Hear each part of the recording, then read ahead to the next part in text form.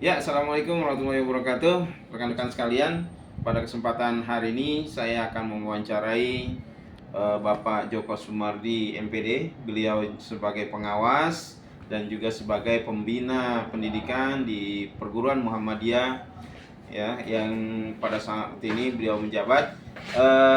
Langsung saja saya akan menanyakan beberapa hal tentang pembelajaran yang menjadi tugas kita di PPG. Eh, Langsung kepada Pak Joko. Sehat Pak Joko ya hari ini. Baik Pak Joko. Ada 5 pertanyaan yang insya Allah akan saya sampaikan. Yang pertama yaitu kalau kita lihat siswa itu banyak mengalami kesulitan di dalam mengingat materi yang disampaikan oleh guru. Menurut Bapak apa ya sebenarnya? Terima kasih. Silakan. Pertanyaan yang bagus. Yang pertama, kenapa siswa sering mengalami kesulitan ketika menerima pelajaran dari guru? Yang pertama, menurut saya adalah faktor kompetensi guru itu sendiri. Sering guru kurang kompeten dalam menyampaikan pembelajarannya, sehingga ya siswa mengalami kesulitan. Faktor yang kedua, mungkin guru masih mengajarkan secara tradisional metodenya, tidak menggunakan media pembelajaran yang sesuai dengan materi yang diajarkan.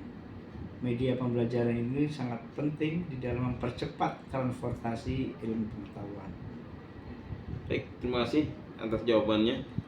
Pertanyaan yang kedua Pak, kita lihat sering juga ada siswa yang terlambat. Nah, bagaimana Pak dengan siswa yang terlambat Pak? Ya, kalau siswa yang terlambat itu mungkin tinjauan khususnya dari faktor juga lingkungan keluarga.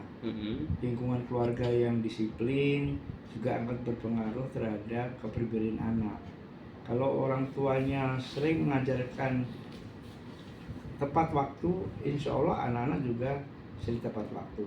Juga yang kedua mungkin faktor pengaruh permainan. Sekarang anak-anak ini cenderung sering main handphone, tidak mau habis sampai malam, tidak tahu waktunya, sehingga dia tidak bisa mengontrol diri, akhirnya dia bangun kesiangan. Bisa juga mungkin faktor kedisiplinan yang diterapkan di sekolah, mungkin kurang ketat atau sebagainya, sehingga menyebabkan anak meremehkan ketepatan waktu itu. Baik, terima kasih. Selanjutnya Pak, kan kita juga dapati ada siswa yang kurang termotivasi. Nah, apa yang harus dilakukan dan bagaimana kira-kira Pak? Ya. Motivasi itu ada yang sumbernya secara intrinsik dan ekstrinsik. Intrinsik itu motivasi yang berasal dari diri sendiri. Nah, diri sendiri ini biasanya tercipta karena tujuan atau target seseorang itu jelas. Kalau siswa nggak punya target, ya tentu motivasi itu akan berkurang. Yang kedua, motivasi yang sifatnya eksternal, itu dorongan dari luar, entah itu dari lingkungan keluarga, entah dari teman, atau entah dari sekolah. Kalau motivasi itu secara eksternal itu selalu diberikan, apalagi oleh guru di sekolah, insya Allah anak-anak akan termotivasi dengan sendirinya. Ya, baik, terima kasih. Dan juga kita dapati ada beberapa siswa yang dalam literasi dan numerasi itu sangat kurang Pak. Ya, harusnya seperti apa Pak? Ya, literasi ini kan kemampuan siswa membaca informasi. Nah, di dalam membaca informasi ini memang banyak cara, bisa dilakukan di sekolah atau di rumah. Nah, kadang-kadang literasi yang disiapkan oleh lingkungannya, apalagi di sekolah, itu kurang memberikan dorongan untuk anak mengembangkan ilmu pengetahuannya. Misalnya guru tidak pernah memberikan tugas untuk membaca buku, atau mungkin perpustakaan di sekolah kurang memadai, itu juga menyebabkan kemampuan literasi siswa kurang. Oke, baik, terima kasih. Pertanyaan terakhir, Ya. Mengenai penggunaan teknologi Pak.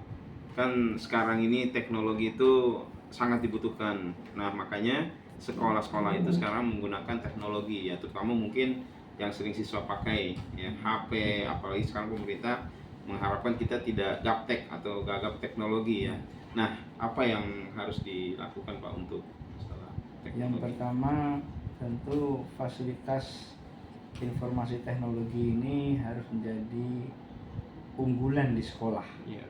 Jadi sekolah harus mampu menyediakan fasilitas IT untuk pengembangan pengetahuan anak-anak, sekaligus memanfaatkan IT ini untuk kepentingan pembelajaran yang berguna. Baik, terima kasih.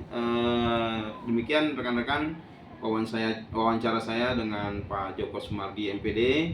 Beliau sudah menjawab dengan lugas, mudah-mudahan dapat menyelesaikan tugas-tugas kita. Terima kasih. Assalamualaikum warahmatullahi wabarakatuh. Terima kasih Pak. Sehat-sehat selalu. Sama-sama.